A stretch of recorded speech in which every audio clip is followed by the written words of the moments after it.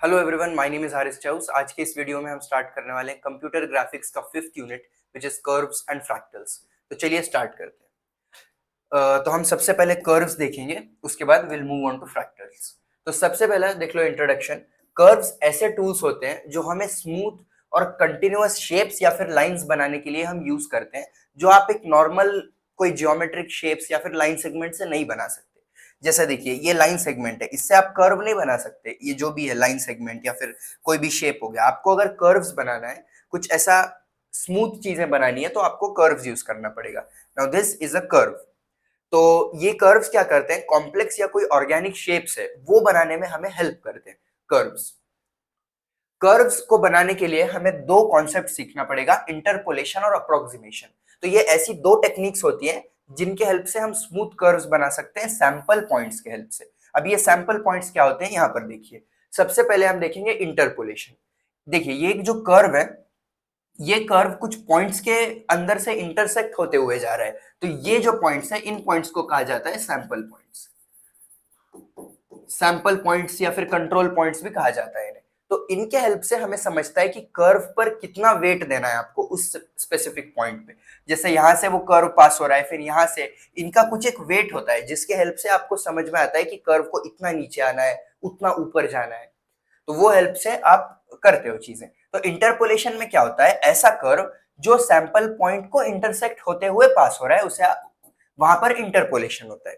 जो interpolated curve होता है वो हर सैंपल पॉइंट पर इंटरसेक्ट करता है। हर सैंपल पॉइंट पर ये हमारा कर्व इंटरसेक्ट कर रहा है at specific values of this parameter you. You की जो वैल्यू दी हुई है उसके हेल्प से ये जो है कर्व यहां से मूव हो रहा है इंटरसेक्ट होते हुए। अभी अप्रोक्सीमेशन में क्या होता है देखिए। अच्छा, पहले हम इंटरपोलेशन पूरा देख लेते हैं, but just to give you an idea, interpolation में कर्व इसके अंदर से पास होता है और अप्रोक्सीमेशन में जो है वो उसके साइड से या बाजू से पास होता है आपका कर्व पॉइंट के। देखिए, लैग्रेंज इंटरपोलेशन आपको पता होना पड़ेगा। If ever a question is asked कि write a short note on interpolation, तो लैग्रेंज इंटरपोलेशन भी आप उसमें लिखोगे। तो देखिए, इसमें क्या होता है, जो ब्लेंडिंग फंक्शंस होते हैं हमारे, वो डिटरमाइन करते हैं कितना कंट्रीब्यूट कर रहे हैं हर सैंपल पॉइंट वो पर्टिकुलर यू वैल्यू के ऊपर। तो ब्लेंडिंग फंक्शंस के हेल्प से वो जो यू वैल्यू है उसका कितना कंट्रीब्यूशन है वो सैंपल पॉइंट पे, वो हमें पता चलता है। ऐसे फंक्शंस जो वन इक्वल होते हैं कोई स्पेसिफिक कंट्रोल वैल्यू पर, और सारे दूसरे वैल्यूज पर जीरो होते हैं। वो कोई एक स्पेसिफिक कंट्रोल वैल्यू जो भी उनकी होगी यू की, वहां पर जो आपका ब्लेंडिंग फंक्शन रहेगा उसकी वैल्यू वन रहेगी सिर्फ एक जगह पर, और बाकी सारे इंटीजर वैल्यूज के लिए उसकी वैल्यू होती है जीरो। इसलिए जो है कंप्लीट कंट्रोल होता है आपके हर सैंपल पॉइंट का उसके डेजिग्नेटेड यू वैल्यू पर। कंप्लीट कंट्रोल होने की वजह से आपको जितना वेट देना है, कर्व को आपको ऐसा ड्रॉ करना है। अगर समझिए यहाँ पर आपका सैंपल पॉइंट है या फिर कंट्रोल पॉइंट है, अगर मैं इसको और ज्यादा पुल दे रहा हूँ यहाँ पर, तो मेरा कर्व कुछ इस तरीके से ड्रॉ होगा। तो सैंपल पॉइंट को आपने उसकी जो भी आप वैल्यू देते हो, यू पैरामीटर वैल्यू जो उसे कहते हैं, वो देते हो, उसके हिसाब से आपका कर्व मूव होता है। तो मैं एक सिंपल सा आपको चीज बताता हूं कि ब्लेंडिंग फंक्शन की वैल्यू कब कौन सी होती है। तो जब u की वैल्यू आपकी -1 होती है, जब u -1 होता है, तो वो पॉइंट पे जो फर्स्ट ब्लेंडिंग फंक्शन की आपकी वैल्यू होती है वो 1 होती है। जब ये -1 है तो वो 1 है। और बाकी किसी भी केस पर जब आपका u 0 होगा, 1 होगा, 2 होगा, कुछ भी होगा n-2 तक, तो जो ब्लेंडिंग फंक्शन की वैल्यू आपके फर्स्ट वाले उसकी होती है वैल्यू 0। और इसी तरीके से सेकंड ब्लेंडिंग फंक्शन की अगर हम बात करें, तो जब u की वैल्यू हो जाती है 0, तब आपके सेकंड ब्लेंडिंग फंक्शन की वैल्यू होती है 0, आई एम सॉरी, नॉट 0, 1। एक वैल्यू पर उसकी वैल्यू 1 होती है, और बाकी दूसरे किसी भी वैल्यूज पर, अभी जैसा u की वैल्यू मैं ले लेता हूं -1, 1, 0 मैंने यहां नहीं लिया क्योंकि 0 पे 1 है ना उसकी वैल्यू, -1, 1, 2, और कौन सी भी वैल्यू n-2 तक। तो इस केस में क्या होता है, ये वाले केस में जो हमारे सेकंड फंक्शन की वैल्यू, सेकंड ब्लेंडिंग फंक्शन की, वो हो जाएगी 0। देखिए, सेम चीज है, अलग अलग वैल्यूज पर वैल्यू रहेगी 0, एक स्पेसिफिक वैल्यू पर उसकी वैल्यू रहेगी 1। तो ये चीजें आपको पता करनी है। और अगर आप एक जनरल लिखना चाहते हो, इन जनरल n के फॉर्म में, तो n के फॉर्म में आप ऐसा लिख सकते हो, ब्लेंडिंग फंक्शन n के लिए 1 कब होता है, 1 तब होता है जब आपके u की वैल्यू जो है n-2 होती है। और इन अनदर केस की वैल्यू u 0 तब होती है जब आपकी u की वैल्यू कोई भी दूसरी इंटीजर वैल्यू होती है, जैसे -1 हो गया, 0 हो गया, 1 हो गया, ये आप इसको लेके जाओगे n-1 तक, ठीक है। तो ये वैल्यूज आपकी होगी जब u की आपकी ये वैल्यू है, 0 वोंट बी देयर, सिर्फ -1 1 n-1 तक आप लिखते जाओगे, 0 नहीं लिखोगे बाकी सारे नंबर्स 2 3 4 5 6 n-1 तक, i-2 या i-1 भी लिखा रहता है कई जगह पर, तो वो भी।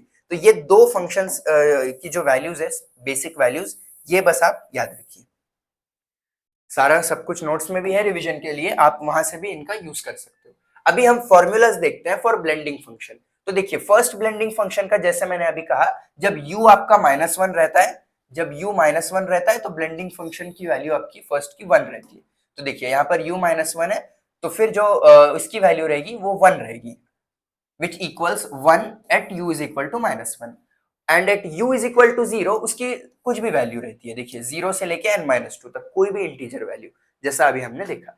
अभी इसका अगर हम फॉर्मूला लिखें फर्स्ट ब्लेंडिंग फंक्शन का, so that formula is this.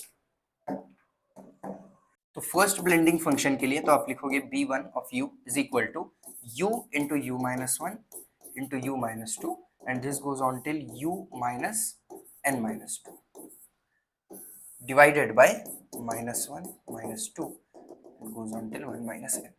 तो ये फॉर्मूला है फर्स्ट ब्लेंडिंग फंक्शन के लिए। ये फॉर्मूलाज याद रखिए आप। तो इंटरपोलेशन, लैग्रेंज इंटरपोलेशन के ऊपर हम थ्योरी लिख सकते हैं। तो अब है देखिए for this, for the ith blending function, अभी हमने फर्स्ट के लिए देखा, अभी आप कौन सा भी दूसरा देख लो। तो देखिए जब वैल्यू उसकी 1 होती है तो u की वैल्यू होती है i-2, जैसा मैंने यहाँ पर n-2 बताया था। जब ये 1 होता है, ब्लेंडिंग फंक्शन आपका 1 होता है n के लिए, तो इसकी वैल्यू n-2 है, वहां पर i लिखा हुआ है। तो जब ब्लेंडिंग फंक्शन की वैल्यू अगर 1 है तो u is equal to i-2, जो हमने n-2 देखा, और तब 0 होती है कोई भी दूसरे इंटीजर वैल्यूज के लिए, कोई भी दूसरे इंटीजर वैल्यूज के लिए जो है 1 को छोड़कर आपकी वो वैल्यू होगी। सो अभी इसका फॉर्मूला देख लेते हैं हम for this ith blending function।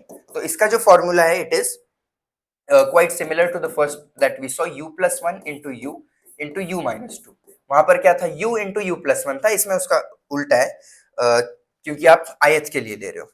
And this goes on till u minus I minus 3 into u minus I minus 1 and goes on till u minus I minus 2 divided by, पीछे वाला part भी आप लिखोगे, इसमें एक एक्स्ट्रा है which is i-1 i-2 i-3 and पहले जो हमने लिखा था -1 into -2 and this goes on till 1 minus n लिखा था हमने, तो यहाँ पे मैं 1 minus i लिख देता हूँ। सो this is the formula for ith blending function. तो ये फॉर्मूला आप याद रखिए। So you can write the theory on Lagrange interpolation. ये फंक्शन कंस्ट्रक्ट किया जाता है ताकि जब bu blending function of ith is 1 तो आपका u हो जाएगा i-2, यही ऊपर जो लिखा है वही है। और जब वो 0 बनता है तो कोई भी दूसरी इंटीजर वैल्यू होती है u की, जैसा हमने यहाँ पर देखा, कोई भी दूसरी वैल्यू है -1 1 से लेके कौन सी भी वैल्यू 0 को छोड़कर, क्योंकि 0 यहाँ पर है, आप लिख सकते हो। अब आते हैं हम अप्रोक्सीमेशन पे। तो अप्रोक्सीमेशन के अंदर, जैसा नाम है उसका अप्रोक्सीमेट, ये उसके अंदर से इंटरसेक्ट नहीं होता, और ये अंदर से इंटरसेक्ट नहीं होने से थोड़ी सी स्मूथनेस आती है हमारे कर्व में। क्योंकि अगर आप कुछ स्ट्रिक्ट अडीरेंस लगाते हो कि हमको इस पे से ही चाहिए, तो कर्व थोड़ी सी अजीब सी भी बन सकती है। अगर मेरा ये कंट्रोल पॉइंट है और ये एक कंट्रोल पॉइंट है और ये स्टार्ट एंड कर रहा हूं मैं, तो देखिए ये कर्व कुछ इस तरीके का बनेगा। वही अगर मैं इसी में अप्रोक्सीमेशन यूज करूं तो वो उसके अंदर से नहीं जाता, वो उसमें स्मूथनेस होती है, उसके पास से जाता है, तो इसलिए हम अप्रोक्सीमेशन यूज करते हैं। तो वही है, वही लिखा है कि मेथड बेनिफिशियल है क्योंकि स्मूथ आता है, कुछ स्ट्रिक्ट एडहेरेंस उसमें नहीं होता। अप्रोक्सीमेशन टेक्निक्स जैसे बी स्प्लाइन्स है या फिर बेजियर कर्व्स है, इसमें जो कर्व है हमारा इन्फ्लुएंस्ड होता है सैंपल पॉइंट्स से, जिन्हें हम कंट्रोल पॉइंट्स भी बोलते हैं, लेकिन उनके अंदर से वो पास नहीं होता। It is influenced by them, ऐसा नहीं कि उनका कोई सेंस नहीं बनता, उसके आसपास से वो जाता है, उनसे पास नहीं होता है, बस स्मूथनेस मेंटेन करने के लिए। अभी है combination of approximation and interpolation. कभी और आपको स्पेसिफिक टाइप का, थोड़ा अच्छे टाइप का कर्व चाहिए तो आप क्या करोगे, अप्रोक्सीमेशन भी उसमें यूज करोगे और इंटरपोलेशन भी यूज करोगे। जैसे कि आप देख सकते हो ये कर्व इसके अंदर से भी पास हो रहा है और इसके पास से हो रहा है, तो ये जो है ये हमारा अप्रोक्सीमेशन है। अप्रोक्सीमेशन कब होता है, जब आपका u ग्रेटर देन 0 होता है, और u less than equal to अगर 0 है तब इंटरपोलेशन होता है, u की वैल्यू अगर आप लेस देन इक्वल टू 0 देते हो। तो दोनों का कॉम्बिनेशन भी आप इसमें कर सकते हो। यही लिखा है कि u जब ग्रेटर देन 0 है तो अप्रोक्सीमेशन कर्व की तरह बिहेव करता है, and when u is greater than 0 तो वो इंटरपोलेट करता है। तो ये कंट्रोल पॉइंट को हम u less than equal to 0 की वैल्यू देंगे, कुछ भी 0 से कम वाली, और इसके लिए u से ज्यादा वाली देंगे ये कंट्रोल पॉइंट के लिए। तो उससे जो है कॉम्बिनेशन आप देख सकते हो, काफी इसमें फ्लेक्सिबिलिटी मिल जाती है हमारे कर्व में हमें। अभी ब्लेंडिंग फंक्शंस पे आते हैं। ब्लेंडिंग फंक्शंस यूज किए जाते हैं to control the influence that each sample point has. हर सैंपल पॉइंट के का जो वो इन्फ्लुएंस है वो अगर आपको कंट्रोल करना है तो आप ब्लेंडिंग फंक्शंस का यूज करते हो। कोई भी given value of the parameter u, जब हम एक कर्व को कंस्ट्रक्ट करते हैं that will pass through a sample of points, हम ब्लेंडिंग फंक्शंस का यूज करते हैं ताकि एक वेटेड सम बने। जैसा मैंने वेट का एग्जांपल दिया था, वो वेट पुल करता है उस कर्व को अपनी तरफ, तो ऊपर की तरफ रहने दो या नीचे की तरफ, आप जब उसे देते हो उस पॉइंट को, वो उसे खींचता है वहां पर, तो उसके लिए आप ब्लेंडिंग फंक्शन यूज करते हो। तो आप x, y और z के लिए, मतलब तीनों कोऑर्डिनेट्स के लिए कर्व फंक्शन बना सकते हो। तो वो दिखा देता हूं मैं आपको। फॉर दिस fx के लिए आप ऐसे लिखोगे, summation of x I from, आपकी जो i की वैल्यू है वो 1 से लेके n तक होती है, multiplied by the blending function. Blending function जो हमारा ये होता है। और अगर आप y के लिए बनाओगे तो यही रहेगा, बस आप xi की जगह yi लिख दोगे। i इज इक्वल टू 1 से लेके n तक, yi से मल्टीप्लाई कर दो। एंड सिमिलरली z के लिए भी हम ऐसे ही बनाएंगे, समेशन i इक्वल टू 1 से लेके n तक zi का, और इसको मल्टीप्लाई कर दो u से, ब्लेंडिंग फंक्शन से। तो ये तीन इक्वेशंस आप याद रखिए जो हम कंस्ट्रक्ट करते हैं कर्व फंक्शंस के लिए, जहां पे हमारा xi, yi, zi जो है ये कोऑर्डिनेट्स होते हैं उस सैंपल पॉइंट के। कर्व के अंदर जहां भी सैंपल पॉइंट है इसके कोऑर्डिनेट्स होते हैं xi, yi, zi। और ये जो है ये हमारा ब्लेंडिंग फंक्शन है जो ith सैंपल पॉइंट से एसोसिएटेड है, और वो डिफाइन करता है कि कितना इन्फ्लुएंस, यही है देखिए ब्लेंडिंग फंक्शन क्या करता है, वो डिफाइन करता है कि कितना इन्फ्लुएंस है उसका उसके सैंपल पॉइंट या फिर कंट्रोल पॉइंट पे पैरामीटर u के ऊपर। So you should be able to remember the definition of blending function. अगर हम influence of each sample point की बात करें तो हर वैल्यू ऑफ u के लिए हम एक ब्लेंडिंग फंक्शन को असाइन करते हैं। वो ब्लेंडिंग फंक्शन एक वेट असाइन करता है उस कोऑर्डिनेट के, उस सैंपल पॉइंट के ऊपर। वेट हमें बताता है कि कितना उस सैंपल पॉइंट को अफेक्ट होना है उस कर्व से। अगर उसका वेट ज्यादा है तो फिर कर्व जो है आपकी काफी उसमें चेंज आएगा, अगर कम है तो फिर वो कुछ स्मूथनेस रहेगी उस कर्व में। तो वो वेट से आपको समझ में आता है कि कितना वो पुल कर रहा है उसे कंट्रोल पॉइंट। इफ bu अगर ब्लेंडिंग फंक्शन आपका हाई है कुछ स्पेसिफिक i के लिए, तो फिर उसका स्ट्रॉन्ग इन्फ्लुएंस रहेगा उसके ऊपर, वो ज्यादा खींचेगा उसको, और कर्व का शेप उस तरीके से होगा आपका। Complete control at specific points. कुछ केसेस में कैसा होगा, for specific values of u एक सिंगल ब्लेंडिंग फंक्शन जो है वो 1 के इक्वल हो जाएगा और बाकी सारे इक्वल टू 0 हो जाएंगे। तो उससे क्या होगा कि कंप्लीट जो कंट्रोल है वो एक ही तरफ चला जाएगा, पूरा कर्व की तरफ जाएगा जिसको 1 की वैल्यू दी हुई है। तो कर्व जो है उसके अंदर से पास होगा उस पॉइंट में से।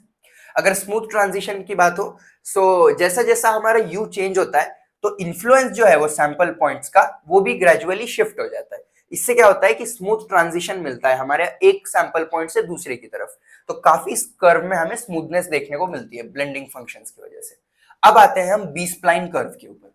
तो देखिए बी स्प्लाइन कर्व जो है एक ऐसे टाइप का स्प्लाइन कर्व होता है जो फ्लेक्सिबल और एफिशिएंट वेज देता है हमें, ताकि हम कर्व के शेप को कंट्रोल कर सके अच्छे से, कंट्रोल पॉइंट्स को एडजस्ट करके। बी स्प्लाइंस को काफी यूज किया जाता है कंप्यूटर ग्राफिक्स में, क्योंकि उनकी स्टेबिलिटी और वर्सेटाइलिटी, कॉम्प्लेक्स शेप्स को भी हम उससे बना सकते हैं। तो बी स्प्लाइन कर्व जो है उसका इक्वेशन मैं यहाँ पे बताता हूं आपको। So the it is P of u is equal to summation of bi from I is equal to n 1 till n plus 1 और फिर उसको आप n I k of u, जहाँ पे आपका जो u मिनिमम है वो लेस देन इक्वल टू होता है u के और ये लेस देन इक्वल टू होता है u मैक्स के, और 2 less than equal to k के होता है और ये लेस देन इक्वल टू होता है n प्लस 1। ठीक है, तो ये इक्वेशन याद रखिए, बी स्प्लाइन कर्व का ये इक्वेशन है। अभी इसके बारे में हम थोड़ा और देखते हैं।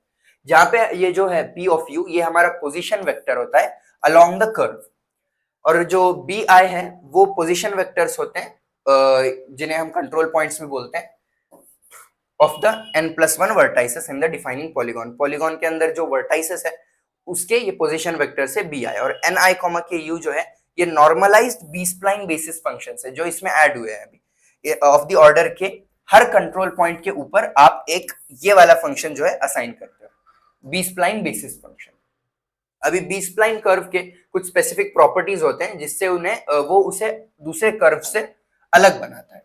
ब्लेंडिंग फंक्शंस जो है बी स्प्लाइन कर्व के लिए, ये जो है ना, ये क्वेश्चन आ चुका है कई बार एग्जाम में, explain blending functions for B spline curve, तो वो भी देख लेते हैं। तो देखिए, बी स्प्लाइन कर्व के ब्लेंडिंग फंक्शंस के बारे में अगर बात करें तो ये जो है ये हम डिफाइन करते हैं बी स्प्लाइन कर्व के ब्लेंडिंग फंक्शंस को, ये वाला पार्ट। हर बेसिस फंक्शन डिटरमाइन करता है उसका इन्फ्लुएंस ये पॉइंट के ऊपर based on the value of u। जो बेसिस फंक्शन है हमारा फॉर बी स्प्लाइन कर्व, उसको इस तरीके से डिफाइन किया जाता है। उसका दो तरीके से देखिए, हमारा जो बेसिस फंक्शन है जैसा हमने देखा n I, k u, इस तरीके से हम उसे लिखते हैं। तो इसकी जो वैल्यू है वो 1 होती है। 1 कब होती है? जब हमारा जो xi है वो लेस देन इक्वल टू होता है u के, और लेस देन इक्वल टू होता है उसके अगले पॉइंट के xi प्लस 1 के, और जो है नहीं तो 0 होती है। 1 तब होती है जब ये कंडीशन है, और 0 अगर ये कंडीशन नहीं सेटिस्फाई होती है तो इसकी वैल्यू 0 होती है। जैसा ही हमने ब्लेंडिंग फंक्शन में देखा, 1 होती है वो एक स्पेसिफिक केस के ऊपर, और बाकी सारे इंटीजर वैल्यूज के लिए 0 होती है। तो इसमें भी वही है, ये वाला जो है कंडीशन आपकी सेटिस्फाई होनी चाहिए। xi जो है हमारा यहाँ पे वो है values in the not vector, जिन्हें प्लेसमेंट और कंटिन्यूटी जो है कर्व की उसे समझने के लिए यूज किया जाता है, उसे कंट्रोल करने के लिए। जो नॉट वेक्टर है वो इस फंक्शन इस इक्वेशन को सेटिस्फाई करना चाहिए। The choice of knot vector it affects the shape and smoothness of the B spline curve. हाँ, अभी कुछ प्रॉपर्टीज है बी स्प्लाइन कर्व के, वो हम देख लेते हैं। सबसे पहले है पार्टीशन ऑफ यूनिटी। इसका मतलब है कि बेसिस फंक्शंस का किसी भी पैरामीटर वैल्यू पे अगर आप सम करोगे तो वो हमेशा 1 ही आता है। तो उसके लिए आप ऐसा इक्वेशन लिख सकते हो, summation of all the basis functions from I is equal to 1 till n plus 1 is equal to 1। ये इक्वेशन आप लिख सकते हो। ये प्रॉपर्टी क्या इंश्योर करती है कि कर्व एक वेटेड सम है आपके कंट्रोल पॉइंट्स का। फिर अगला है नॉन निगेटिविटी। हर बेसिस फंक्शन जो है हमेशा ग्रेटर देन या इक्वल होता है 0 के, कोई भी u के लिए, उसमें निगेटिविटी नहीं होती है, नॉन निगेटिव है वो। तो इसका मतलब क्या है, आपका जो बेसिस फंक्शन है वो हमेशा ग्रेटर देन और इक्वल टू 0 होता है। डिग्री कंट्रोल की अगर हम बात करें तो जो डिग्री है बी स्प्लाइन कर्व की वो इंडिपेंडेंट होती है नंबर ऑफ कंट्रोल पॉइंट्स पे। कितने भी आप number of control points use करो, आप कर्व को डिजाइन कर सकते हो। मतलब एक जितना भी बड़ा कर्व है और जितने भी उसके कंट्रोल पॉइंट्स है, आप कहां भी कंट्रोल पॉइंट्स ऐड करो उतने रह सकते हैं एक बी स्प्लाइन कर्व के अंदर। ये भी एक क्वेश्चन एग्जाम में आया था, what are the advantages of B spline over Bezier curve. तो देखिए, सबसे पहला डिग्री फ्लेक्सिबिलिटी है, जो अभी हमने देखा। एडवांटेजेस में मैंने वही रखा है सब कुछ जो देखा, ताकि डबल आपका रिवीजन भी हो जाएगा। तो जो डिग्री है उसकी वो इंडिपेंडेंट होती है on the number of control points. कितने भी आप कंट्रोल पॉइंट्स यूज कर सकते हो, ताकि कर्व के कॉम्प्लेक्सिटी पे आपको काफी कंट्रोल मिल जाता है। अगर लोकल कंट्रोल की हम बात करें तो कोई भी आप एक सिंगल कंट्रोल पॉइंट को एडजस्ट करोगे तो उतना ही portion of the curve affect होता है। बेजियर कर्व में क्या होता है, जो भी आपका अगर कर्व है, कोई एक आप अगर कंट्रोल पॉइंट को चेंज करते हो तो पूरे कर्व में चेंज आ जाता है। ये इसमें ऐसा नहीं होता। Reduced oscillations, B splines tend to follow the shape of the control polygon without unnecessary oscillations. ये भी एक्चुअली इसी से कनेक्टेड है, उसके अंदर अननेसेसरी ऑसिलेशंस नहीं होते। ये जो भी आप देख रहे हो कर्व के अंदर, ये ऑसिलेशंस है, अगर आप कंट्रोल पॉइंट चेंज करने से कुछ चेंज होगा नहीं तो अननेसेसरी ऑसिलेशंस भी नहीं होंगे, तो बी स्प्लाइन्स में रिड्यूस्ड ऑसिलेशंस आपके होते हैं। अब आते हैं हम बेजियर कर्व के ऊपर। तो देखिए बेजियर कर्व एक ऐसा पैरामेट्रिक कर्व है जिसे कंप्यूटर ग्राफिक्स में हम स्मूथ कर्व्स बनाने के लिए यूज करते हैं, और उसे इंडिफिनिटली हम जो है इंडेफिनिटली स्केल कर सकते हैं। उसे एक कंट्रोल पॉइंट से हम सेट करते हैं और काफी यूज करते हैं उसके अंदर जो भी मैथमेटिकल प्रॉपर्टीज है उसके लिए। n+1 उसमें कंट्रोल पॉइंट्स होते हैं और पॉलिनोमियल डिग्री होती है उसकी ऑफ n। तो इसका जो फॉर्मूला है वो आपको पता होना चाहिए, which is PU is equal to summation of PK from K जो है आपका 0 से लेके n तक होता है, मल्टीप्लाइड बाय, ये एक्चुअली आपका बेजियर का बेसिस फंक्शन है जैसा हम पहले देख रहे थे एन आई कॉमा के, तो इसमें B E Z k comma N you होता है, और इसका जो कंडीशन है वो 0 लेस देन इक्वल 1, ठीक है, 0 less than equal to u less than equal to 1 होता है, जहां पे आपका ये वाला जो पार्ट है ये बेजियर ब्लेंडिंग फंक्शंस होते हैं या फिर बर्नस्टाइन पॉलिनोमियल्स इसे कहा जाता है, इस पार्ट को। This part is the Bezier blending function. Properties देख लो बेजियर कर्व के, तो रियल बेसिस फंक्शन होता है ये, बेसिस और ब्लेंडिंग फंक्शंस जो भी है they are real ensuring smooth curve generation. और end point interpolation, Bezier curve जो है it passes through the first and last control points, मतलब वो फर्स्ट और लास्ट जो उसका कंट्रोल पॉइंट है उससे पास होता है, बाकी आपका कंट्रोल पॉइंट यहाँ होगा वो उससे कनेक्टेड होगा, तो वो कोई उसमें प्रॉब्लम नहीं है बेजियर कर्व के अंदर।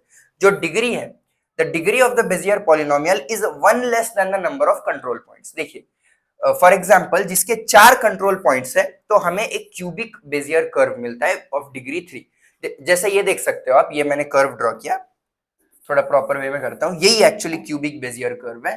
अगर एक एंडिंग पॉइंट से दूसरे एंडिंग पॉइंट पे वो जाता है ऐसे, और जो यहाँ पर एक कोई कर्व है मान लेते हैं हम जो इससे कनेक्टेड है, कंट्रोल पॉइंट है ये दोनों, तो ये 4 कंट्रोल पॉइंट्स है यहाँ पर, तो इसकी डिग्री कितनी होगी, एक कम उससे, तो 4 कंट्रोल पॉइंट्स है तो डिग्री 3 होती है, जिसे क्यूबिक बेजियर कर्व भी कहा जाता है। P0 आपका ये होता है और P1 जो है आपका Pn होता है। वेरिएशन डिमिनिशिंग प्रॉपर्टी देखिए, कर्व जो है ऑसिलेट नहीं होता एक स्ट्रेट लाइन के along more than the control polygon does, जिससे वो काफी स्मूथ हो जाता है। ऑसिलेशन जो है स्ट्रेट लाइन के अलोंग ज्यादा नहीं होती, शेप फॉलोज कंट्रोल पॉलीगॉन। जो है आपका कर्व, वो जो कंट्रोल पॉलीगॉन है आपका, उसका शेप प्रॉपरली फॉलो करता है, दो it does not necessarily pass through all control points. ये इसमें बात है कि वो सारे कंट्रोल पॉइंट्स में से पास नहीं हो रहा है, ये कर्व आपकी ये कंट्रोल पॉइंट से पास नहीं हो रही है, लेकिन इवन देन जो है वो पॉलीगॉन उसको ट्राई करता है आपका कर्व की पॉलीगॉन को फॉलो करने का। अभी हम देखते हैं derivation of blending function Bezier curve के लिए। तो देखिए ब्लेंडिंग फंक्शन बेजियर कर्व के लिए जो दिया जाता है वो होता है बर्नस्टाइन पॉलिनोमियल से, और जो बेजियर कर्व है उसकी अगर डिग्री n है और ये ब्लेंडिंग फंक्शन है kth कंट्रोल पॉइंट के लिए, तो उसको आप कैसे डिफाइन करोगे, तो उसको डिफाइन किया जाता है b e z k n for u is equal to c n k into u to the power k into 1 minus u n minus k. ये होता है इसको आप इस तरीके से डिफाइन करते हो बेजियर कर्व को आपके। तो ये जो फॉर्मूला है ये याद रखिए, इसके ऊपर क्वेश्चन आने के चांसेस है। तो इसके बाद आप क्या करते हो, सी एन कोमा के क्या है आपका, ये एक बाइनोमियल कोएफिशिएंट होता है जिसको आप इस तरीके से शो करते हो, C n comma k is equal to n factorial upon k factorial into n minus k factorial. अभी जो है ब्लेंडिंग फंक्शन को आप डी कैस्टेल-जॉन्स के एल्गोरिथम से भी कैलकुलेट कर सकते हो। वो कैसे, ये देखिए B E Z k comma N you के लिए, तो इसमें क्या होता है, पहले आप 1 माइनस यू लिखते हो, फिर Bezier function as it is B E Z k comma, सिर्फ यहाँ पर एन में डिक्रीमेंट करते हैं हम, n minus y into u. अभी एज इट इज इसको हम फिर से लिखते हैं यहाँ पर प्लस, यहाँ पर 1 माइनस यू है, यहाँ पर सिर्फ यू लिखना है आपको, B E Z k comma n one minus one है ना, अभी दोनों में डिक्रीमेंट करो, k minus one n minus one, और जैसा पहले था वैसा बस यू से मल्टीप्लाई करो उसको। हाँ इतना ही है आपका, यूजिंग द डी कैस्टेल-जॉन्स एल्गोरिथम। और इसकी जो कंडीशन है वो है आपका जो n है वो ग्रेटर देन k होना चाहिए और या ग्रेटर देन इक्वल टू 1 होना चाहिए k। तो ये कंडीशन है और ये आपका फॉर्मूला है ब्लेंडिंग फंक्शन का यूजिंग द डी कैस्टेल्जाउस एल्गोरिथम। और इसके इनिशियल कंडीशंस क्या होते हैं, देखिए इनिशियल कंडीशंस आपको लगने वाले हैं और पिछला वाला फॉर्मूला, ये फॉर्मूला बस आपको अगर ये क्वेश्चन आया तो आपको लिखना है, न्यूमेरिकल बेस्ड जो अभी दिखाऊंगा मैं उस पे नहीं लिखना है। तो देखिए इनिशियल कंडीशंस क्या है, जब आपका k जो है इक्वल टू n हो जाता है, एक कंडीशन ऐसी है, और दूसरी कंडीशन में आपका जो k है वो इक्वल टू 0 रहता है। तो अगर हमारा k इक्वल टू n हो गया तो जो फंक्शन है वो हो जाएगा B E Z k, for u of u जो भी है, तो इट इज इक्वल टू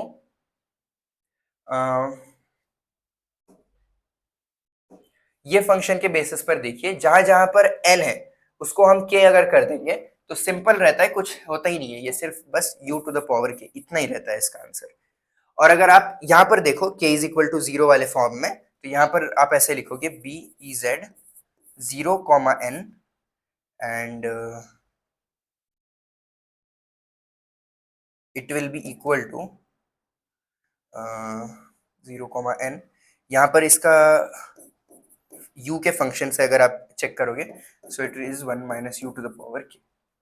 तो ये दो फॉर्मूलाज याद रखिए, एक बार k is equal to n के लिए और एक बार k इज इक्वल टू 0 के लिए। अब इसके ही बेसिस पर हम देखेंगे, ठीक है, पोजीशन वेक्टर इक्वेशन भी देख लीजिए तीनों का, जैसा हमने पहले देखा था एक बार एफ एक्स एफ वाई और एफ जेड, वैसा ही यहाँ पर है x u is equal to, क्या करते हो आप सम करते हो सारे एक्स के का, एक्स के और एक्स आई है यहाँ पर, हाँ एक्स के ही है, के इक्वल टू 0 से लेके एन तक, वहां पे हमने i इज इक्वल टू 0 से लेके n तक किया था, और फिर इसके बाद आप इसको मल्टीप्लाई कर देते हो आपके बेजियर फंक्शन से जो होता है k n to u। y के लिए भी ऐसा ही रहेगा, कुछ चेंज नहीं है, बस यहाँ पर आप y के लिखते हो k इज इक्वल टू 0 जो बेजियर फंक्शन है k n का ऑफ u। और z के लिए भी जो है सेम लिखोगे आप z के k is equal to 0 n से b e z k n of.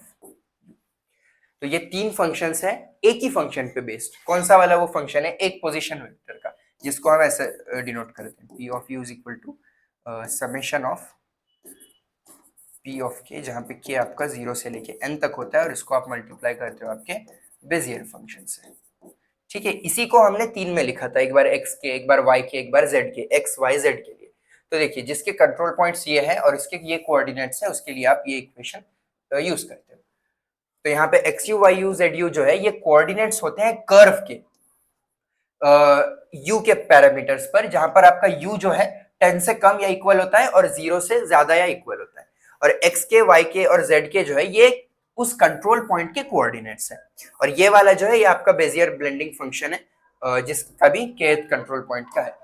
अभी हम देखते हैं calculation of blending functions for a cubic polynomial. ये एग्जाम में आया हुआ क्वेश्चन है, इसमें आपको क्या करना है, क्यूबिक पॉलिनोमियल है उसका आपको ब्लेंडिंग फंक्शन पता करना है। तो देखिए क्यूबिक पॉलिनोमियल है मतलब उसके 4 कंट्रोल पॉइंट्स होते हैं, और जैसा मैंने कहा था अगर 4 कंट्रोल पॉइंट्स है तो उसकी डिग्री जो होती है एक कम होती है। So there are 4 control points, so the degree is 3, 4 minus 1 is 3। तो अभी जो है देखिए 4 ब्लेंडिंग फंक्शन है आपके, एक बार 0 के लिए, एक बार 1 के लिए, एक बार 2 के और एक बार 3 के लिए। तो इनके लिए हम अभी इनका ब्लेंडिंग फंक्शन पता करेंगे। तो जो मेन फॉर्मूला है उसके हेल्प से आप इसे सॉल्व कर सकते हो। B E Z k n का u जो होता है वो इक्विवेलेंट है आपके c n k into u to the power k into 1 minus u n minus k। तो ये फॉर्मूला यूज करके आप इसे सॉल्व कर सकते हो। मैं अभी डायरेक्टली आपको इसके आंसर्स बताता हूँ। सबसे पहला जो होगा वो होगा बी ई जेड फॉर 0,3। तो 0,3 के लिए आप कैसा करोगे, फॉर दिस u वो होगा 0,3 है ना।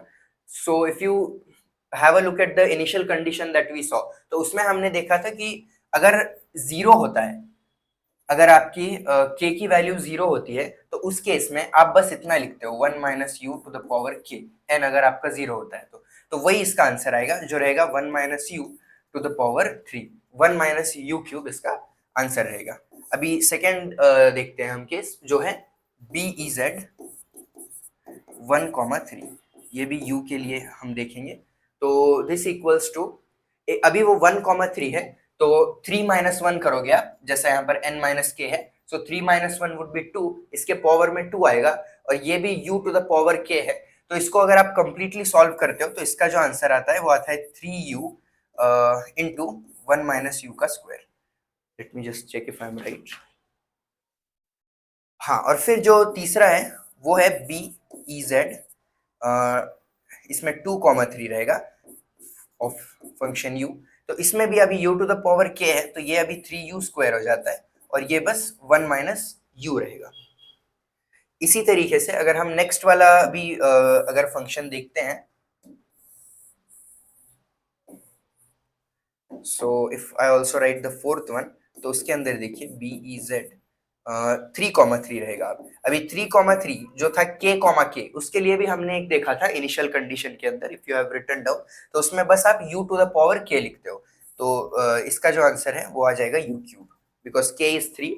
एंड सो ये जो है चार चीजें याद रख लो, अगर आपको सॉल्व करना है पूरा कर लो, या फिर क्वेश्चन जो है यही रिपीट होगा क्यूबिक पॉलिनोमियल के लिए जिसकी डिग्री 3 होती है, तो ये आप लिख सकते हो उनके स्पेसिफिक ब्लेंडिंग फंक्शंस को। अभी हम जाते हैं अगले पॉइंट पे। अभी हाँ, इसको आप कैसे रिप्रेजेंट करोगे, देखिए 1 बाय 1 सबके लिए हम इसे रिप्रेजेंट करते हैं। तो ये देखिए, इसका जो है पहला 1 minus u to the power 3 है, तो ये देखिए p0 1 माइनस यू का cube plus p1 into 3u into 1 minus u का square, and it is p2 into, मतलब p0 इंटू जो हमने पहला देखा, फिर प्लस p1 इंटू बेजियर का फंक्शन, फिर p2 इंटू अगले वाले का फंक्शन। तो अभी p2 इंटू इसको करेंगे हम, तीसरे वाले को, 3u square into 1 minus you, 3u square into 1 minus you plus p3 into u cube. तो ये आपका जो है क्यूबिक बेजियर कर्व को आप इस तरीके से रिप्रेजेंट कर सकते हो। तो जो ब्लेंडिंग फंक्शन है आपके, वो क्या करते हैं, as u varies from 0 to 1 the curve transition smoothly from p0 to pn। तो जो p0 से pn तक का आपका ट्रांजिशन है वो इस तरीके से होता है, और pn हमारा क्यूबिक केस है, इसलिए p3 है, जो हमें ऑलरेडी पता है। अभी हम आते हैं अगले पॉइंट पे, विच इज फ्रैक्टल्स। आधा पार्ट हमारा हो चुका है। तो फ्रैक्टल्स क्या होते हैं, देखिए, fractals are used to generate intricate और natural looking patterns and textures जो चैलेंजिंग हो जाते हैं क्रिएट करना जियोमेट्रिक शेप्स का यूज करके। कोई भी जियोमेट्रिक ट्राइंगल्स वगैरह को यूज करके, सर्कल स्क्वायर्स जो भी है, उन्हें हम जियोमेट्रिक शेप्स बोलते हैं। उनको बगैर यूज करे ये सब कुछ बनाना हार्ड हो जाता है। ये एक फ्रैक्टल का एग्जाम्पल है। तो इसमें हम क्या करते हैं, एक ही चीज को रिकर्सिव मैथमेटिकल एल्गोरिथम्स का यूज करके इन्हें बनाते हैं। मतलब ये जैसा कि आप देख रहे हो ना, ये ट्राइंगल है, उसके अंदर भी ट्राइंगल ही है, मतलब एक ही शेप यूज किया गया है, बस थोड़ा सा एक कुछ मैथमेटिकल फॉर्मूला उसमें हमने यूज किया है, जिसकी वजह से आप उसे देख सकते हो। इसको अगर हम जूम करते जाएंगे ना, तो यही चीज आपको फिर से दिखेगी, फिर आप जूम करोगे यही चीज दिखेगी, उसमें उसी चीज का बार बार रिपीटेशन होता है। तो उससे ऐसे पैटर्न्स हम बना सकते हैं। ये क्या करते हैं, फ्रैक्टल्स कॉम्प्लेक्स और इरेगुलर स्ट्रक्चर्स बनाते हैं, जो हमें नेचर में दिखते हैं, जैसे माउंटेन्स हो गए, क्लाउड्स, ट्रीज, कोस्ट लाइन्स वगैरह। कैसा, by using recursive mathematical formulas. उसी मैथमेटिकल फॉर्मूला को बार बार करके वो आप ये ऐसी कुछ चीजें बनाते हो। इससे क्या होता है, सेल्फ सिमिलर का मतलब है ऑलरेडी जैसी वो चीज दिख रही है उसी तरीके की चीज को इन्फिनिटली डिटेल्ड पैटर्न्स में बनाते हो, जिससे वो रियलिस्टिक दिखते हैं। तो ये फ्रैक्टल्स होते हैं। अभी आते हैं हम फ्रैक्टल लाइंस पे। फ्रैक्टल लाइंस पर भी क्वेश्चन आता है कई बार। तो ये कैसे क्रिएट किए जाते हैं, रिकर्सिवली सबडिवाइडिंग अ लाइन सेगमेंट। एक लाइन सेगमेंट होती है आपकी, उसको आप डिवाइड कर देते हो कुछ पार्ट्स में। मतलब अभी जैसा ये देखिए, ये मेरी लाइन है, तो इस लाइन को हम कुछ इस तरीके से डिवाइड कर देते हैं, इसको हमने ये बना दिया। फिर उसके बाद इसके दो पार्ट्स को वापस आप कुछ ऐसा कर देते हो, और वही चीज को बार बार रिपीट करते हो आप। यहाँ पर एक ट्राइंगल, यहाँ पर एक ऐसा, ये एक ट्रायडिक कोच कर्व है जो मैं बाद में आपको बताऊंगा।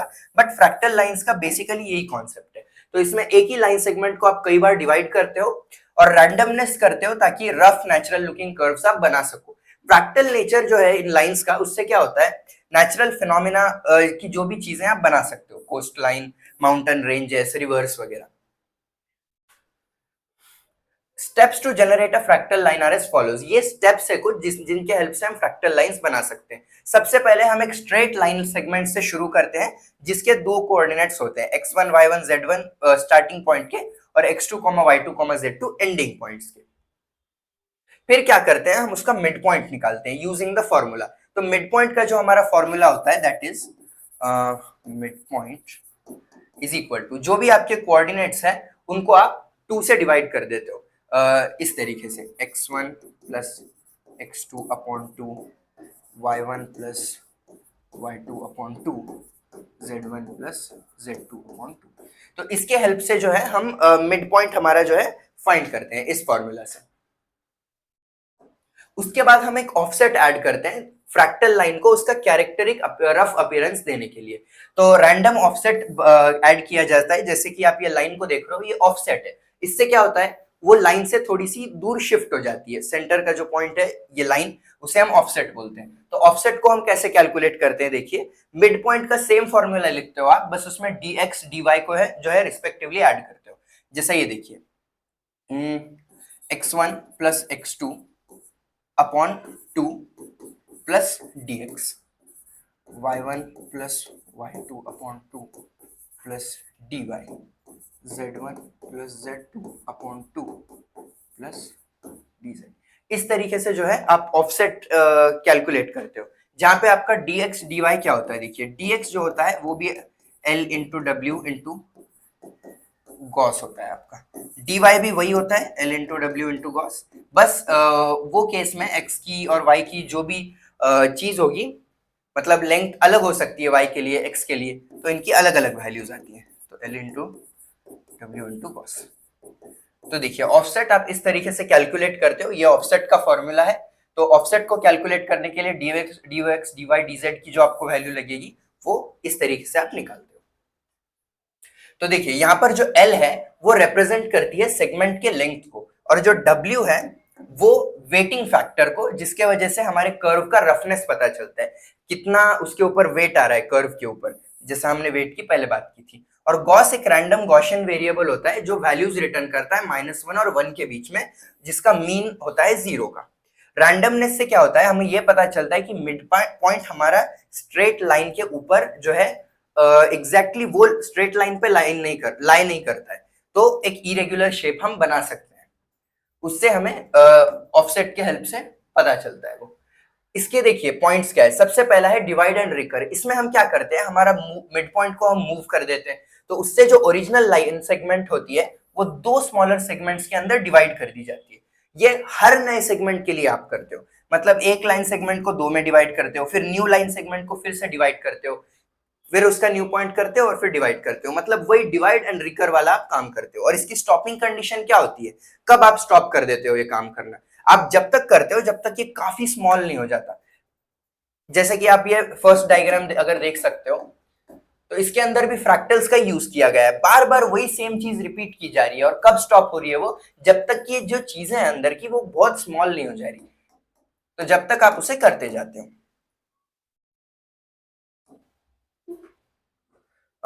This creates a complex fractal line with roughness that reflects the choice of I and the random offsets. Fractal lines को यूज किया जाता है, here I is actually the number of times we are doing it. I का मतलब है कि जितने बार आप उसे बार बार सब डिवाइड कर रहे हो, so you use I for that. Fractal lines को यूज किया जाता है नेचुरल लैंडस्केप्स वगैरह बनाने के लिए। देखिए एप्लीकेशंस भी याद रखिए, सिर्फ एप्लीकेशंस पर भी क्वेश्चन आ सकता है। फॉर इंस्टेंस कोस्ट लाइंस बनाने के लिए, कोस्ट लाइंस बहुत ही मेजर कॉन्सेप्ट है, कोस्ट लाइंस पर ही एक स्पेसिफिक क्वेश्चन भी आया था एक बार कि कोस्ट लाइन को आप कैसे मेजर करते हो फ्रैक्टल्स का यूज करके, या फिर क्या मेथड्स है कोस्ट लाइन को मेजर करने के लिए। बीचेस पे वगैरह जो पानी होता है और जो आपका सरफेस होता है, तो वो जो सरफेस है वो पॉइंट पे मैप पर भी आप देख सकते हो, तो जो सरफेस है पानी के पास का उसे आप कोस्ट लाइन बोलते हो। तो रफनेस और रैंडमनेस जो है मिमिक करता है इरेगुलर शेप्स का ऑफ रियल शोर लाइंस। ये यूज किए जाते हैं प्रोसीजरल जनरेशन के लिए, माउंटेन्स, रिवर्स वगैरह के लिए। ताकि डिटेल्ड और नेचुरल आप चीजें बना सकते हो। ये रिकर्सिव प्रोसीजर को आप जैसा जैसा फॉलो करते हो इस तरीके का कुछ डायग्राम आपको बनकर मिलता है। ये देखिए, ये ऐसा डायग्राम आप बनाते हो फ्रैक्टल लाइंस का यूज करके। ये मेथड टिपिकली इम्प्लीकेट की जाती है यूजिंग रिकर्सिव एल्गोरिथम्स। रिकर्सिव मतलब बार बार वो चीज की जाती है, और वो इंट्रोड्यूस करती है काफी डिटेल को फ्रैक्टल लाइन के अंदर, और रियलिस्टिक विजुअली रिच पैटर्न्स हमें मिलते हैं। अभी क्लासिफिकेशन ऑफ फ्रैक्टल्स देखिए। फ्रैक्टल्स को जो है ना उनके सेल्फ सिमिलैरिटी इनवेरिएंस के ऊपर डिवाइड किया जाता है। 3 पार्ट्स में हम उन्हें डिवाइड करते हैं। सबसे पहला है सेल्फ सिमिलर फ्रैक्टल्स। ये सेल्फ सिमिलर फ्रैक्टल्स ऐसे होते हैं जिनका हर पार्ट रिजेंबल करता है या फिर नियरली रिजेंबल करता है दूसरे पार्ट्स को अलग अलग स्केल पे। जैसा हमने पहला डायग्राम देखा था, पूरे ट्राइंगल्स ही थे उसके अंदर, तो वो एक सेल्फ सिमिलर फ्रैक्टल है। कैरेक्टरिस्टिक्स क्या होते हैं इनके? ये ऐसे टाइप का जो फ्रैक्टल है, ये एग्जैक्ट या नियर एग्जैक्ट सिमिलैरिटी दिखाता है हमको अगर हम उसे जूम करते हैं तो। आप अगर वो डायग्राम को जूम करते जाओगे ना ज्यादा से ज्यादा, तो आपको फिर से जो पहले पिक्चर दिखी थी वही फिर से दिखेगी सेल्फ सिमिलर के अंदर। एग्जाम्पल है कोच स्नोफ्लेक और सियरपिन्स्की ट्रायंगल। कोच स्नोफ्लेक हम देखेंगे, उस पर क्वेश्चन आया था, so we are going to look at it. Application क्या है इसका? कंप्यूटर ग्राफिक्स में ऑब्जेक्ट्स को हम मॉडल करने के लिए यूज करते हैं जिनका रिपीटिंग पैटर्न होता है, बार बार सेम चीज हम रिपीट करने वाले होते हैं, जैसे स्नोफ्लेक्स और कोस्ट लाइन्स के अंदर। सेल्फ अफाइन फ्रैक्टल्स क्या होते हैं? ये सेल्फ सिमिलर फ्रैक्टल्स जैसे ही होते हैं, लेकिन एक स्केलिंग के बाद वो अलग अलग डायरेक्शंस में वेरी कर सकते हैं। मतलब उनका जो है डिफरेंट फैक्टर होता है along each axis. Self similar में कैसा है, डायरेक्शन भी है, जैसा एक्सिस के अलोंग वो सब कुछ सेम होता है, ये भी सेम ही होते हैं समवॉट, लेकिन डायरेक्शन जैसा उनकी चेंज होती है वो अलग हो जाते हैं। ये फ्रैक्टल्स स्ट्रक्चरल सिमिलैरिटी मेंटेन तो करते हैं, लेकिन डिसॉर्ट हो जाते हैं एक या दूसरे डायरेक्शन में, एक या एक से ज्यादा डायरेक्शंस में वो डिस्टॉर्ट हो जाते हैं। एग्जाम्पल क्या है? फ्रैक्टल लैंडस्केप्स या फिर टेरेन्स जो काफी नेचुरल दिखते हैं अनइवन स्केलिंग के बावजूद भी। एप्लीकेशन क्या है इसका? Simulations of natural structures like mountain ranges या फिर रिवर्स, जहां पे यूनिफॉर्म स्केलिंग रियलिस्टिक नहीं होती। देखिए, यूनिफॉर्म स्केलिंग यहाँ पे करना प्रैक्टिकल भी नहीं है। माउंटेन्स के अंदर, रिवर्स के अंदर आप कितना रियलिस्टिक बता सकोगे? एक सर्टेन एक्सटेंट तक बता सकोगे आप, उतनी ज्यादा स्केलिंग हम कर ही नहीं सकते।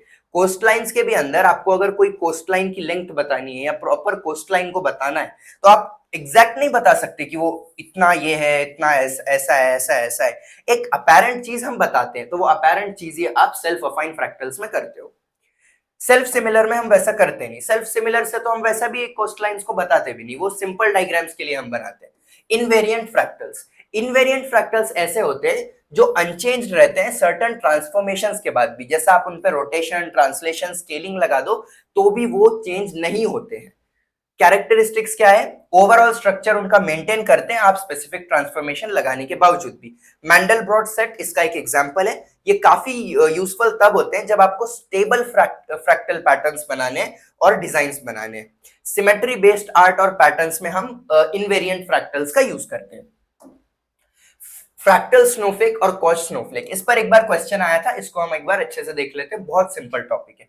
फ्रैक्टल स्नोफ्लेक, जिसे कोच स्नोफ्लेक भी कहा जाता है, ये क्लासिक एग्जांपल है एक फ्रैक्टल कर्व का जिसको हम रिकर्शन से जनरेट करते हैं। बार बार सेम चीज करके हम उसे जनरेट करते हैं।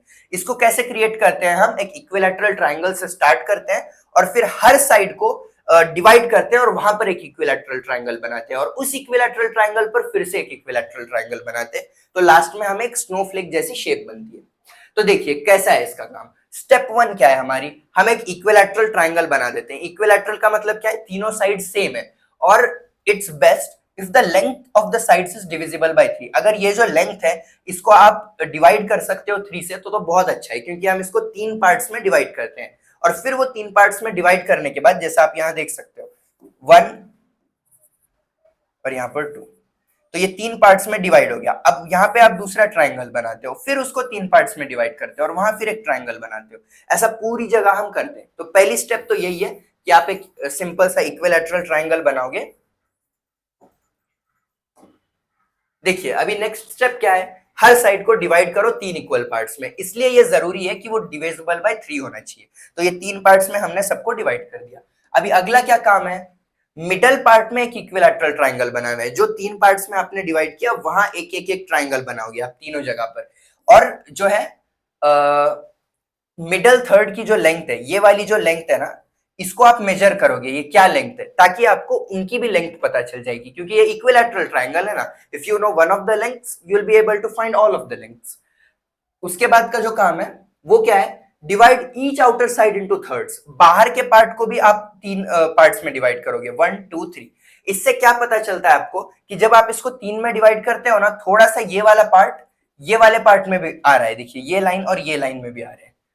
तो ये एक चीज इसमें होती है। फिर उसको आप तीन में डिवाइड करते हो, फिर उनके उनके स्पेसिफिक सर्कल्स बनाते हो। देखिए सब जगह हमने सर्कल बना दिए, ठीक है। तो इसमें क्या है, note how you draw each next generation of parts that are 1/3 of the massed one. ये वाला जो है आपका, वो उसके 1/3 पे के ऊपर आप ट्राइंगल को बनाते हो। तो देखिए यही काम है, इतना आप बनाओ, इसके आगे और मत जाओ क्योंकि बहुत कॉम्प्लिकेटेड डायग्राम बनेगी। तो इतने ट्राइंगल्स बना के आप कॉच स्नोफ्लेक का अगर क्वेश्चन आता है तो वो लिख सकते हो इस तरीके से। अब आते हैं हम ट्रायडिक कोच कर्व पे, जो कई बार क्वेश्चन इस पर पूछा जाता है। और triadic coach curve coach Snowflake से बहुत ज्यादा सिमिलर है।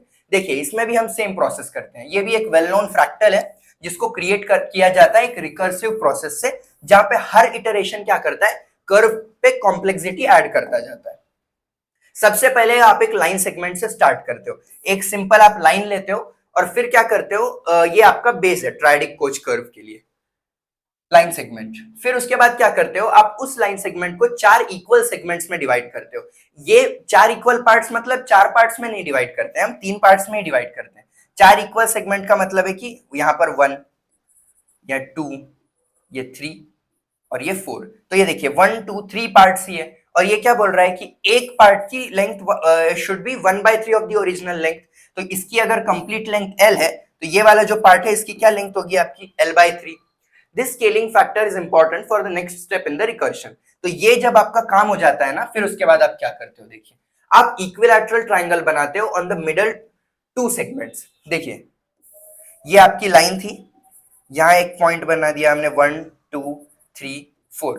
तो मिडल के जो दो सेगमेंट्स है ना, वहां पर आप एक इक्विलैटरल ट्राइंगल बनाते हो इसकी लेंथ के हिसाब से, ठीक है। तो क्या करते हो आप, adjust them such that they form two adjacent sides of an equilateral triangle। ये देखिए दो साइड्स बन गए आपके इक्विलैटरल ट्राइंगल के।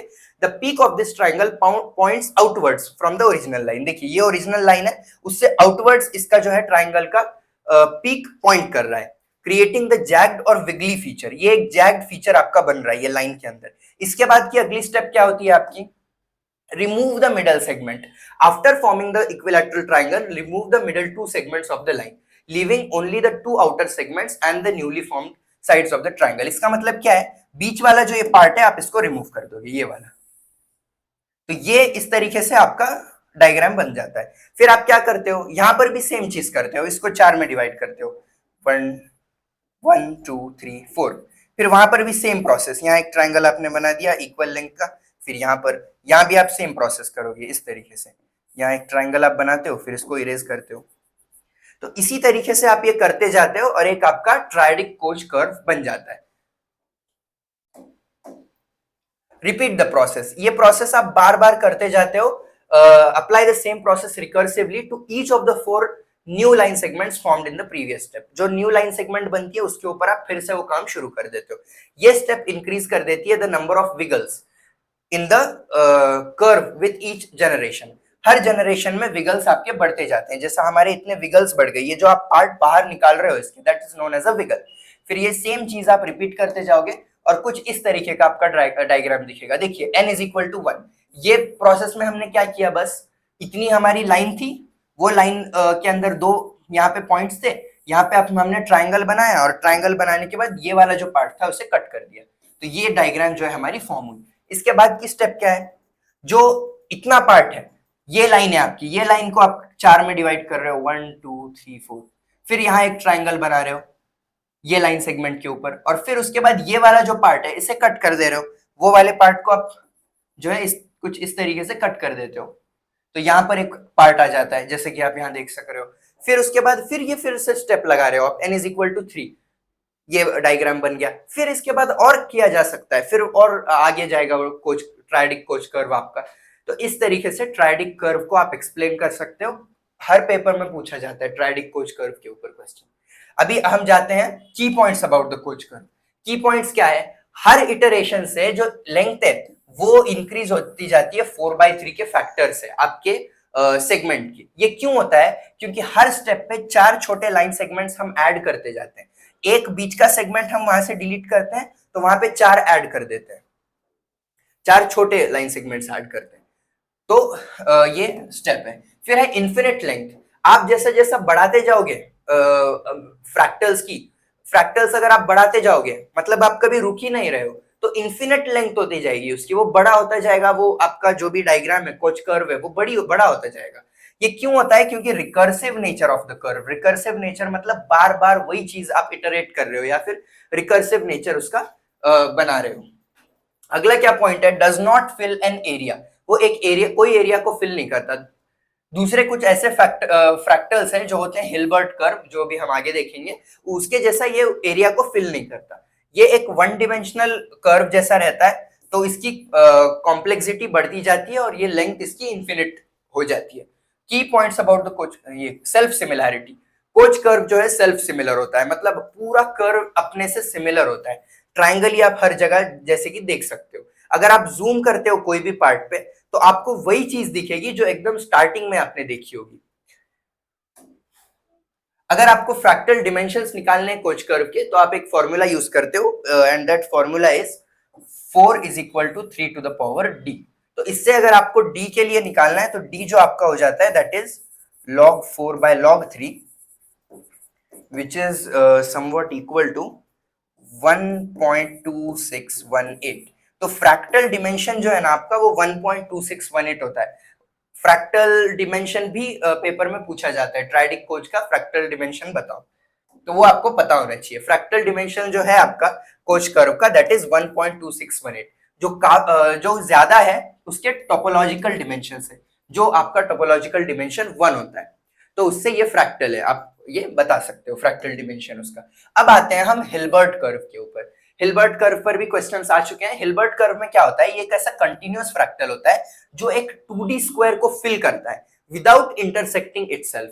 वो क्या मतलब, ये आपका स्क्वायर होता है, इसके अंदर सिंपल कॉन्सेप्ट है, स्क्वायर है, उसके अंदर 4 क्वाड्रेंट्स होते हैं और 4 क्वाड्रेंट्स में वो सारे क्वाड्रेंट्स को फिल करता है और खुद को टच नहीं करता है। जैसा ये सेंटर पॉइंट्स है आपके क्वाड्रेंट्स के, तो वो जो कर्व है यहां से स्टार्ट होता है, ये पॉइंट के पास जाता है, फिर ये पॉइंट के पास, फिर ये पॉइंट के पास, वापस नहीं आता, वो इंटरसेक्ट नहीं करता खुद को, एक ही जो है क्वाड्रेंट के अंदर वो जाता है। तो ये हिल्बर्ट कर्व है। ये कंस्ट्रक्ट किया जाता है सक्सेसिव अप्रोक्सीमेशंस के साथ। ये बस मेरा फर्स्ट लेवल था, ये लेवल 1 है, इसमें कुछ नहीं है, 4 क्वाड्रेंट्स है बस। फिर क्या करते हो आप, 4 क्वाड्रेंट्स है, हर क्वाड्रेंट में और क्वाड्रेंट्स बना देते हो। जैसे ये एक क्वाड्रेंट में ही आप 2 क्वाड्रेंट 4 क्वाड्रेंट बना दोगे, तो फिर ये 4 4 16 बन जाते हैं, 16 क्वाड्रेंट्स बनते हैं। फिर उसमें आप 4 बना देते हो, इस तरीके से वो बड़ा होता जाता है और उसमें आप हिल्बर्ट कर्व बढ़ते जाते हो उसमें। कंस्ट्रक्शन ऑफ हिल्बर्ट कर्व कैसा है, देखिए मैंने जैसा अभी बताया, ये 4 क्वाड्रेंट्स है, उसके अंदर ये कर्व हमारा बना हुआ है 1 2 3 4। ये लेवल 1 है आपकी फर्स्ट अप्रोक्सीमेशन। ये 4 इक्वल क्वाड्रेंट्स होते हैं आपके एक स्क्वायर के अंदर। फर्स्ट अप्रोक्सीमेशन में क्या होता है, connecting the centre points of these quadrants होता है। इसमें आप सेंटर पॉइंट्स जो भी है क्वाड्रेंट्स के, ये एक सेंटर पॉइंट है, ये है, ये है, ये है, बस उनको आप कनेक्ट कर देते हो, तो एक जिगजैग पाथ बनता है जो स्क्वायर का उतना पार्ट कवर कर देता है। अब आते हैं हम सेकंड अप्रोक्सीमेशन के ऊपर। सेकंड अप्रोक्सीमेशन में क्या हो रहा है, each of the 4 quadrants is further subdivided into smaller sections. तो आपके जो 4 क्वाड्रेंट्स थे, अब 4 की जगह आप 16 कर रहे हो, तो 16 आपको पूरे भरना है और आपका जो कर्व है वो खुद को इंटरसेक्ट नहीं करना चाहिए। इसलिए देखिए ये यहां से स्टार्ट होता है, फिर यहां जा रहा है, फिर यहां से यहां, यहां से यहां, फिर ऊपर गया, यहां चला गया, फिर ये पाथ में आया। अभी वो वापस नहीं आएगा, वहां नहीं जाएगा, क्योंकि उसको उसी जगह पर जाना है जहां पे वो खुद को इंटरसेक्ट नहीं करेगा, जहां पर वो पहले नहीं गया है। तो उस केस में ये यहां जाएगा, फिर यहां से यहां एंड इट गोज डाउन, क्योंकि ये भी कवर्ड है, फिर यहाँ पे जाके आप जो है सारे जो भी बॉक्सेस है उनको कवर कर लेते हो। The centres of these newly created quadrants are connected to refine the curves path. Curve का पाथ आप रिफाइन कर रहे हो। The curve now appears more intricate and fills more of the square.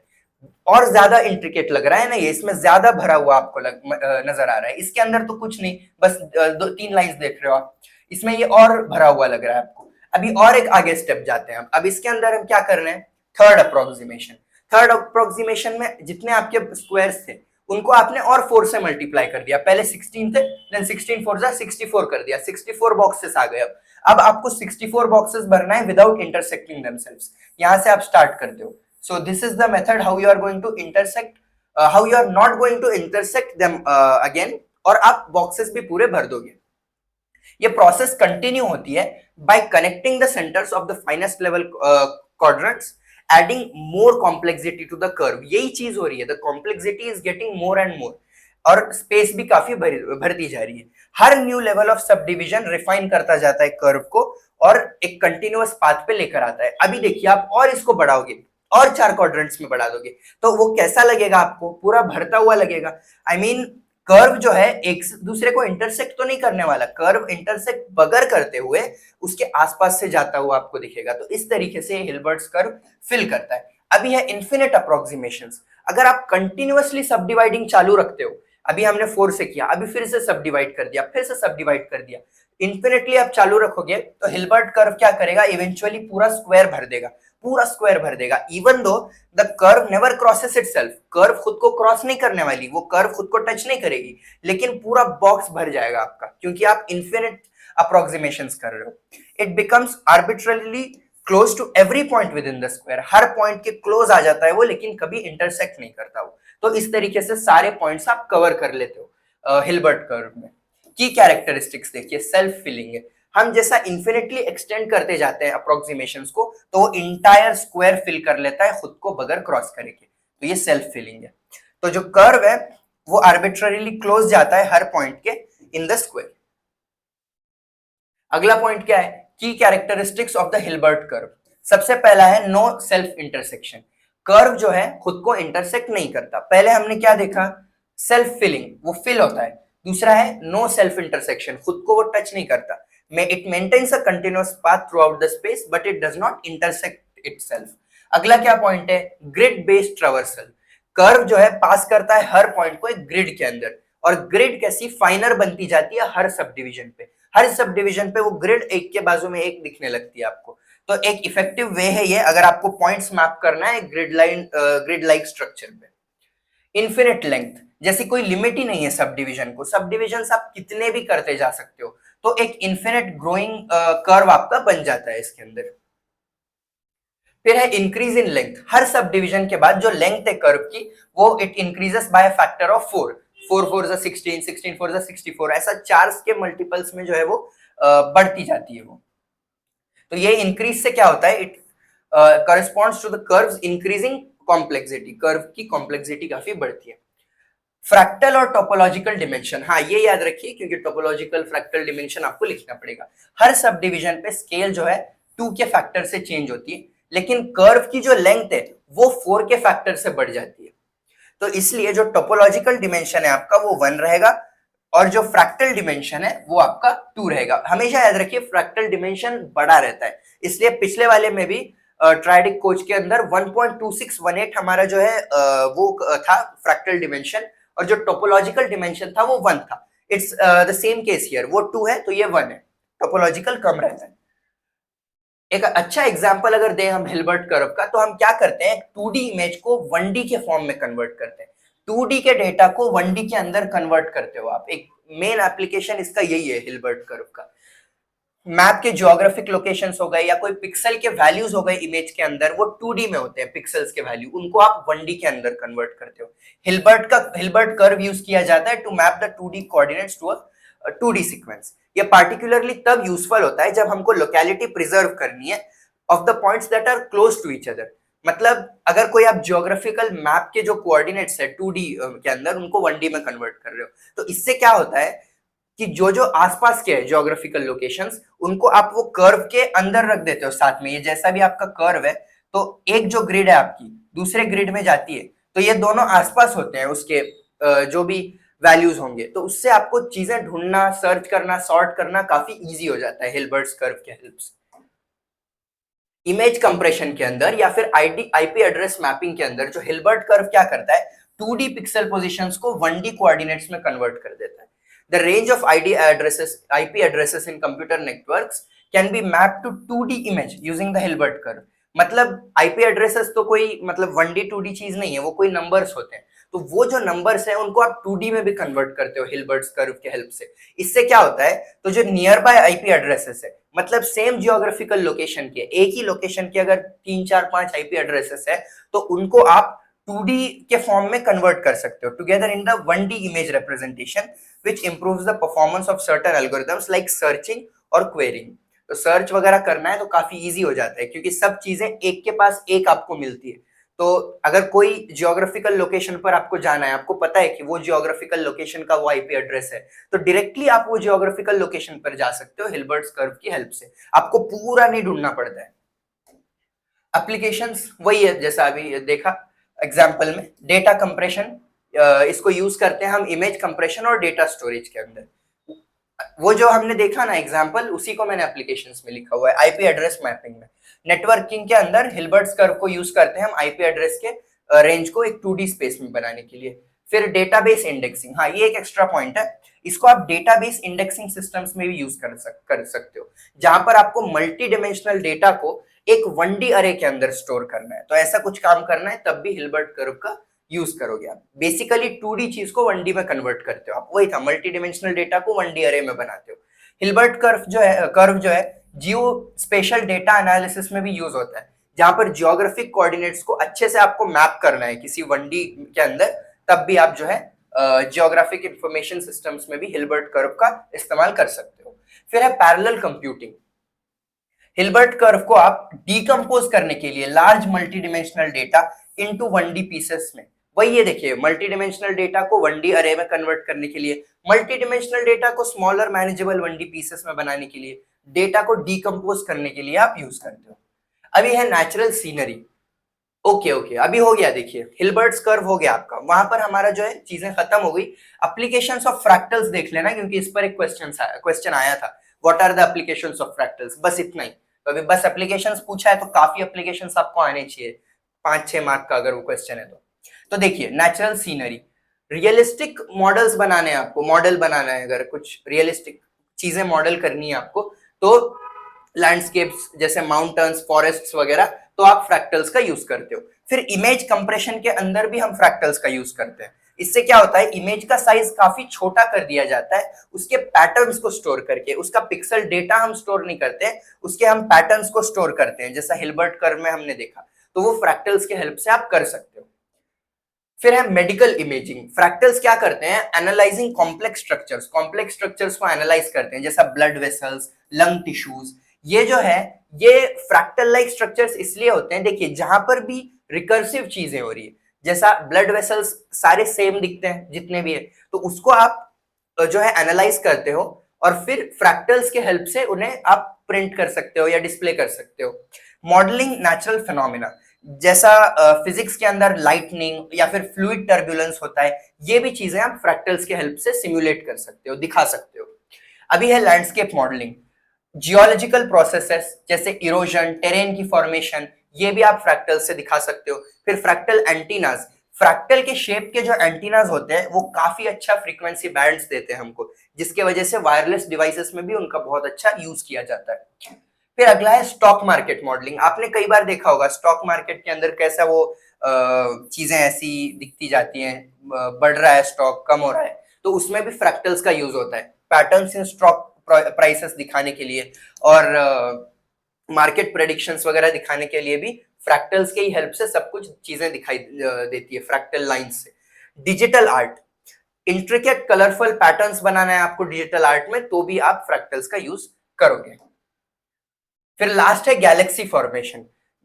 Clustering patterns of galaxies आपको दिखाना है universe के अंदर, तब भी फ्रैक्टल्स का यूज किया जा सकता है। शायद 10 पॉइंट्स दिए हुए हैं नोट्स में से भी, आप देख लो 10 में के 6 7, मतलब अगर क्वेश्चन के मार्क्स पर डिपेंड करता है, जितने मार्क्स का है उतने लिखने आने चाहिए।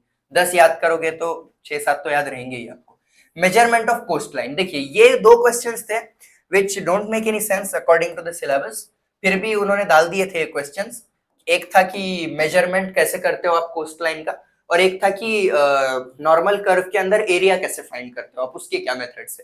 तो ये 2 एक्स्ट्रा क्वेश्चंस थे, like not relating to the syllabus, पर थे क्वेश्चन पेपर में, मैंने इसलिए डाल दिया इसको। तो देखिए, अगर आपको कोस्टलाइन मेजर करना है तो आप कैसे करते हो? ये एक बहुत ही फैसिनेटिंग प्रॉब्लम है, क्योंकि कोस्टलाइन की लेंथ मेजर करना इतना सिंपल काम नहीं है। आप बस, ये कोस्टलाइन है आपकी, ये ऐसा है, ऐसा लेंथ को हम मेजर नहीं कर सकते, उसको आपको और प्रिसाइज लेना होगा। जैसे यहाँ पर और हमने फ्रैक्टल्स का यूज करके जो है मेजर करने की कोशिश की, फिर उसको और प्रिसाइज बनाने के लिए हमने और देखिए और ज्यादा फ्रैक्टल्स यहाँ पर यूज की।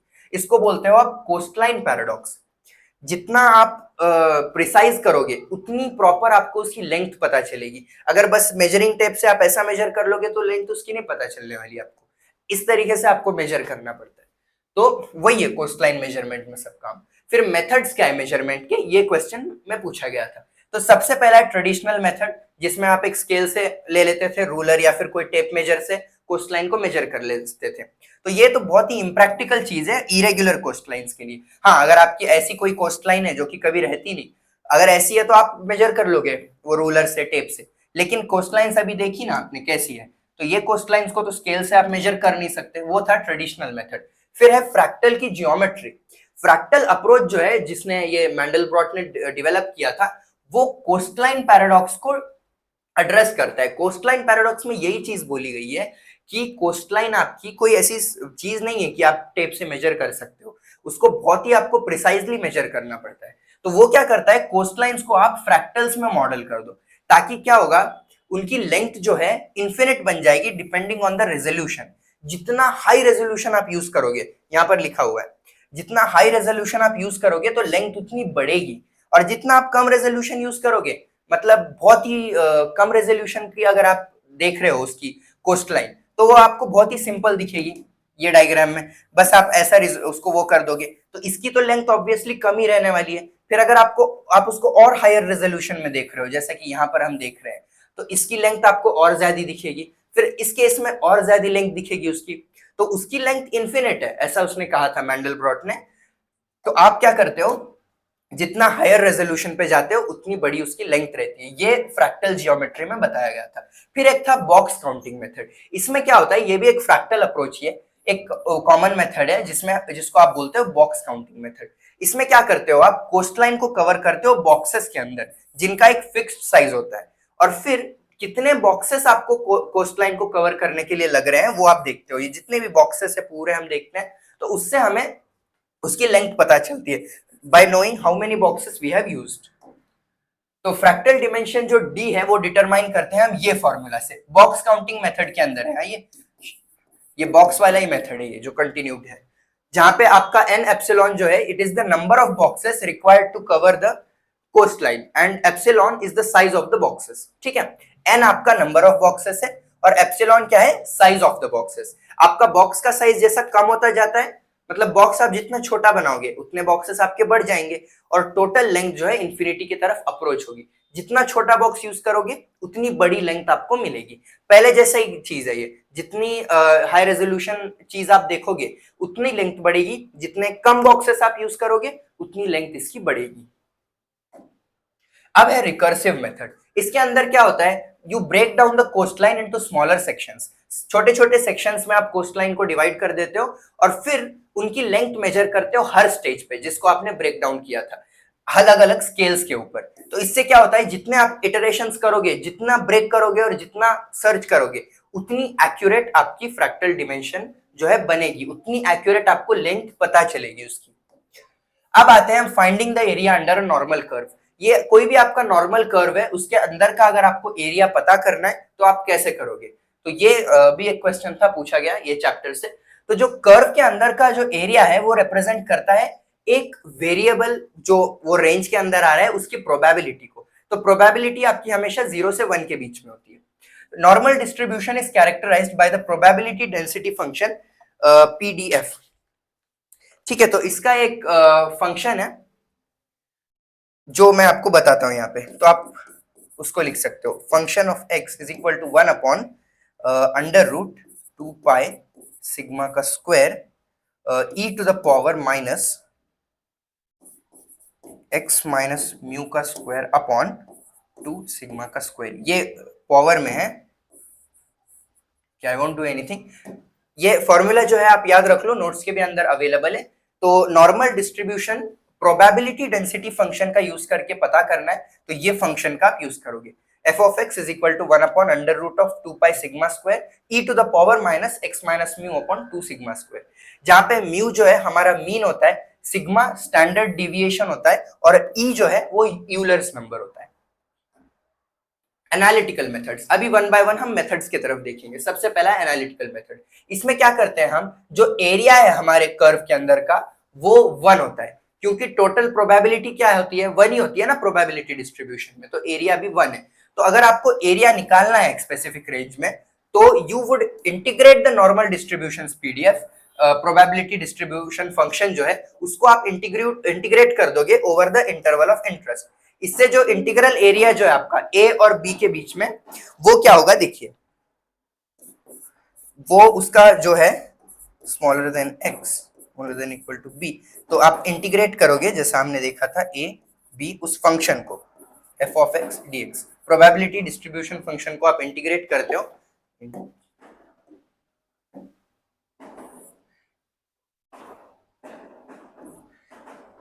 यार इंटीग्रेशन का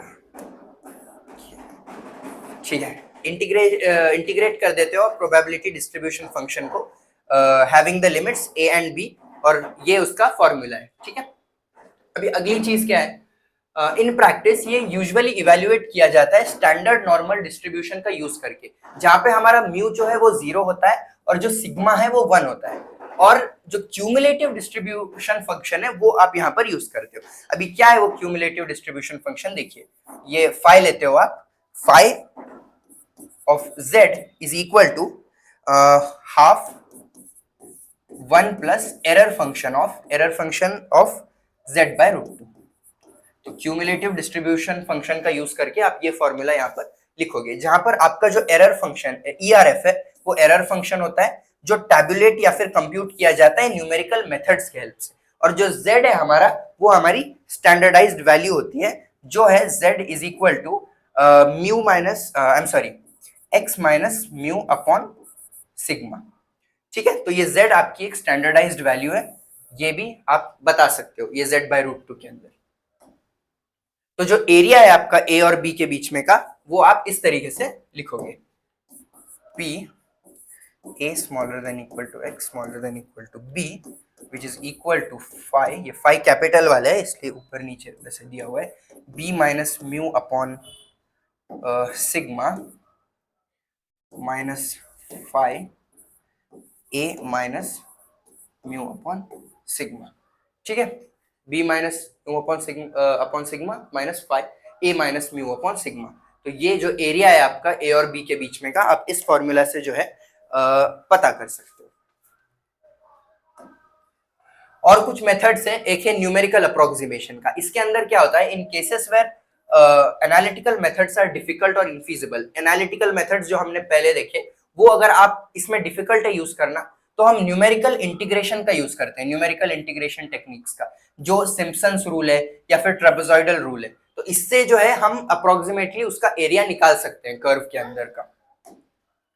एंड फाइनली देखिए स्टैंडर्ड नॉर्मल टेबल्स, अभी देखिए जब म्यू की वैल्यू स्टैंडर्ड कुछ भी होगी, जैसा म्यू इक्वल टू 0 है और फिर सिग्मा इज इक्वल टू 1 है, तो ऐसी स्टैंडर्डाइज्ड जो वैल्यूज होती है ना ये ऑलरेडी प्री कंप्यूटेड होती है and they can be looked up in standard normal distribution tables।